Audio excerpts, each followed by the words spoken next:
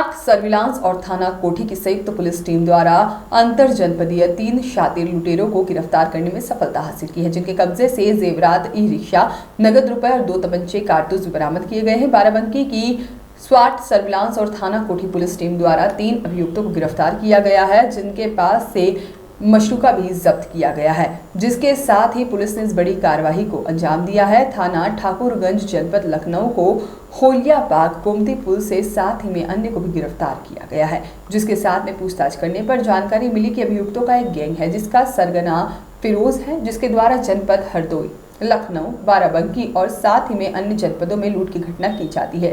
वर्तमान में गैंग का सरगना फिरोज जेल में बंद है, जो घटना के बाद बचने के लिए अन्य प्रकरण में हाजिर अदालत होकर जेल चला गया है। अभियुक्त गण विशेषकर सराफा व्यवसायियों को चिन्हित करते हैं और उनकी रेकी करते हुए सराफा व्यवसायी से ज्वेलरी लेकर फरार हो जाते हैं, जिसके बाद में लूट की वारदात को अंजाम देते हैं। इस तरह जनवरी महीने में अभियुक्तों ने मिलकर के भानमऊ के पास में सोनार की मोटरसाइकिल का पीछा करके उसकी मोटरसाइकिल में टक्कर मार दी और उसे मारपीट करते हुए जेवरात से भरा बैग लूटकर भाग निकले, जिसके बाद में पुलिस के पास इस मामले को दर्ज कराया गया और यहां पर अभियुक्तों द्वारा बताया गया कि फिरोज जेल में बंद है, हम लोगों को उन्हें छोड़ना था, इसलिए हम लोग जेवरात बेचने के लिए रिपीट करें यहाँ से। देखिए, कोठी थाने में जनवरी महीने में एक शराफा जो अपनी दुकान को बंद करके घर जा रहे थे, उनको रास्ते में ओवरटेक करके 3 बदमाशों द्वारा लूट कर ली गई थी। जो भी उनके बैग में ज्वेलरीज थी वो सब लूट के पाते थे। लगातार हमारे ऑफिसर्स, एडिशनल एसपी साहब, सीओ साहब, सर्विलांस की टीम, हमारी स्वाट और थाना कोठी लगातार स्पीड लगी हुई थी अनावरण की दिशा में। कई गैंग से पूछताछ हुई, इस बीच में लगातार प्रयास रहा। उसी बीच भी एक फिरोज गैंग जो बेसिकली लूट करने वाली और कुछ बड़े चोरियों करने वाली ये गैंग है, इसके खुलासे की बात है जब इसके अरेस्टिंग का प्रयास तेज़ी से हुआ। इस गैंग का जो सरगना था फिरोज, वो पुराना NPW में सरेंडर करता है। इस गैंग के शेष 2 आतिफ और सफीक ये गिरफ्तार हो गए हैं। फिरोज की पत्नी रजिया जो इस गैंग की बेसिकली सक्रिय सदस्य है और वो हर लूट और चोरी के माल को बेसिकली डिस्पोज ऑफ करना या पुलिस से आंखों से उसको ओझल करना, उसके छिपाना, ये उसकी फितरत में था।